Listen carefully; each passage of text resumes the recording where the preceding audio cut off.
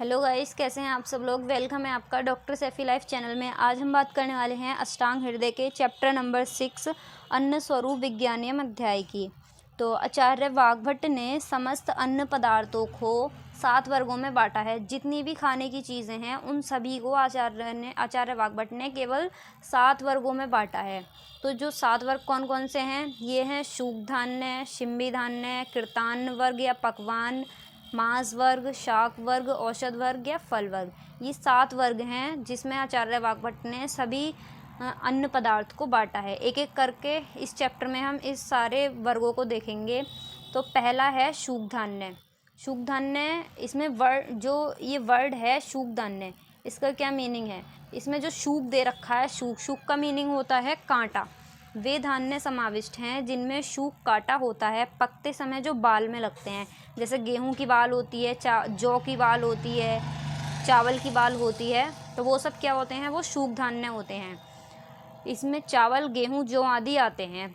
इसमें देख लेते हैं चावल शाली बोला जाता है चावल को। ये निर्दोष, विपाक व रस में मधुर, अनुरस कषाय, मल को बांधने वाला, मल की मात्रा कम करता है, पथ्य, मूत्रल, शीतल होता है। इन सभी में चावलों में भी सर्वश्रेष्ठ चावल कौन से हैं या सर्वश्रेष्ठ शाली कौन से हैं। सर्वश्रेष्ठ शाली है रक्तशाली, उसके बाद है महाशाली। यवक को निंदित माना है। जो यवक है उसको निंदित माना है, ये आपको याद रखना है। फिर नेक्स्ट जौ देख लेते हैं। जौ जो होता है वो रूक्ष होता है, वात कारक होता है, मधुरस होता है, मूत्र, मेद, कफ, पित्त को नष्ट करता है, पीनस यानी कि जुखाम, श्वास, काश को नष्ट करता है, मल को बढ़ाता है। जौ की ये सारी प्रॉपर्टीज़ होती हैं। फिर इसके बाद है नेक्स्ट गेहूँ जो होता है वो वृश्य है, शीतल है, गुरु है, स्निग्ध, जीवनदायक, वात पित्तनाशक, संधानकर, स्थिरता कारक, मधुर, वात का अनुलोमन करने वाला। ये सभी जो गुण होते हैं ये होते हैं गेहूं के। सर्वश्रेष्ठ गेहूं कौन सा बताया गया है, नंदीमुखी। वैसे तो बहुत सारे इसमें गेहूं बताए गए हैं, लेकिन जो सर्वश्रेष्ठ गेहूं बताया गया है वो है नंदीमुखी। शुक धान्य में इतना ही। अब नेक्स्ट आता है शिम्बी धान्य। शिम्बी धान्य में वे धान्य समाविष्ट हैं जो फल कलियों से निकलते हैं। इनमें मुख्यतः दालें आती हैं। शिम्बी धान्य से आपको याद रखना है कि जिसमें जितनी भी दालें हैं वो शिम्बी धान्य के अंदर आती हैं। जैसे मोठ, चना, मटर, मूंग, ये सभी दालें जितनी भी हैं ये सब शिम्बी धान्य में आती हैं। अब इसमें देख लेते हैं इसके सामान्य गुण क्या क्या हैं। जो सभी दालें हैं वो क्या होंगी, रस में मधुर और कषाय होंगी। उनका वीर्य कैसा होगा, शीत होगा। विपाक कैसा होगा उनका, कटु। लघु विबंधकर, मेद, कफ, रक्त, पित्त में पथ्य, आलेप, प्रदेह में उपयोगी। सर्वश्रेष्ठ शिम्बी धान्य कौन सी बताई गई है, सर्वश्रेष्ठ शिम्बी धान्य बताई गई है मूंग को सर्वश्रेष्ठ शिम्बी धान्य बताया गया है। और सर्वश्रेष्ठ हीन धान्य कौन सी है, माश या उड़द की दाल जो होती है वो सबसे हीन है।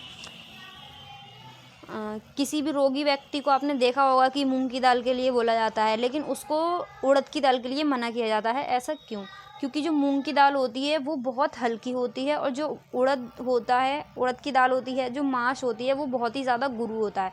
तो जो गुरु है वो पाचन में देर से काम करेगी, और जो मूंग की दाल है वो एकदम से पाचन कर देती है। इस वजह से सर्वश्रेष्ठ शिम्बी धान्य जो है वो मूंग बताई गई है, और जो सर्व से हीन बताई गई है वो बताई गई है मांस। नवीन धान्य अभिष्यंदी हैं, पुराणु लघु होते हैं। जितने भी नई दालें होती हैं वो अभिष्यंदी होती हैं, गुरु होती हैं, और जितनी भी पुरानी दालें होती हैं वो सभी लघु होती हैं। इसके बाद नेक्स्ट हम देखते हैं कृतान वर्ग।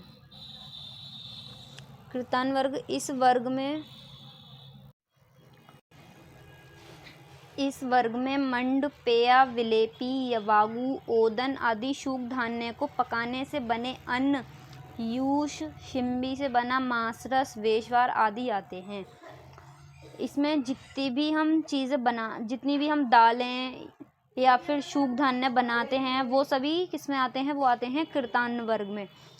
अब इसमें मेनली हमें ये जो टर्म दे रखी हैं, मंड, पेया, विलेपी, यवागु, ओदन, यूश, मांसरस, ये सब हमें देखनी है। तो एक एक करके हम इनको देख लेते हैं। तो सबसे पहला दे रखा है मंड। मंड क्या होता है? जो चावल का माड़ होता है, जो हम लोकल लैंग्वेज में जानते हैं माड़, वही होता है मंड। चावल को क्या करना है? चावल को 16 गुने पानी में पकाते हैं, इसका शेष जल छान लेते हैं, यही मंड है। जो चावल हैं, चावल के 14 गुना जल लेना है, फिर उसको उन चावलों को 14 गुने पानी में पकाना है। जब इसका जल शेष छान लेते हैं, यही मंड है। जो चावल जो पानी है उसका जल उसको छान लेंगे, वही मंड कहलाता है। पेया, पेया क्या होती है?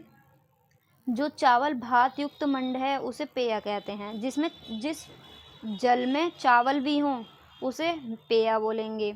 अन्न को 14 गुना जल में पकाने के बाद जब अन्न पक जाए और अत्यंत द्रव शेष रह जाए उसे पेया कहते हैं।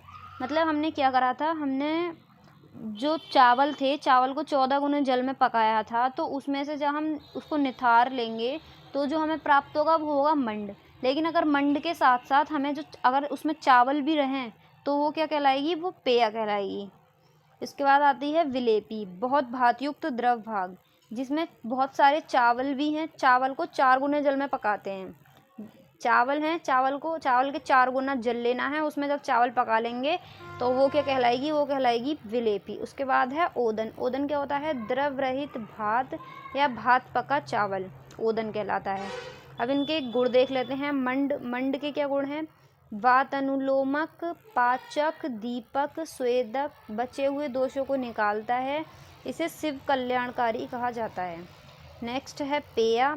दीपन है, दीपन पाचन करता है, मल का अनुलोमक है, भूख प्यास और ज्वर में लाभकारी है, इसे पथ्य कहा जाता है। विलेपी, विलेपी क्या है? ये भी दीपन का कार्य करती है, ग्राही है, हृदय होती है, तृष्णा नाशक है, व्रण रोगी, अक्षी रोगी, वमन आदि से शुद्ध, नित्य स्नेह पान में हितकारी है। नेक्स्ट है मांसरस।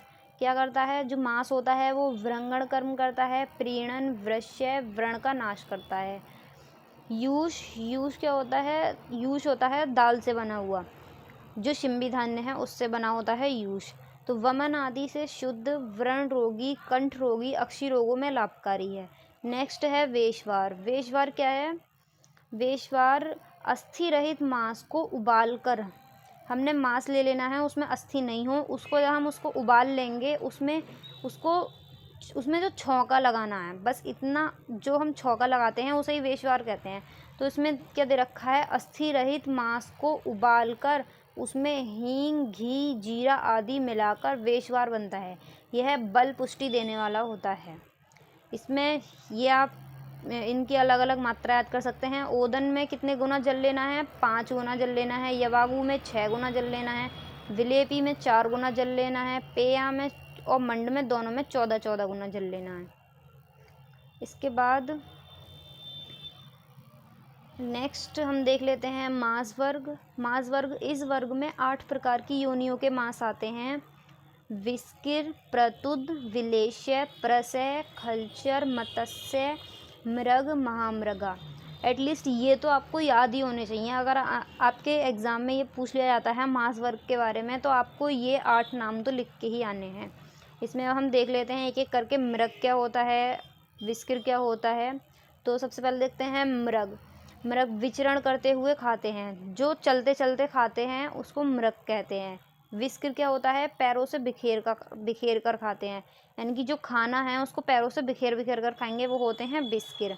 प्रतुद, प्रतुद क्या होते हैं? चोंच से मारकर खाते हैं, वो कहलाते हैं प्रतुद। ये जो तीनों हैं ये जंगल प्रदेश में रहते हैं, यानी जंगल प्रदेश में रहते हैं। और फिर आता है विलेश। विलेश क्या होते हैं? जो बिल में रहते हैं उन्हें विलेश कहा जाता है।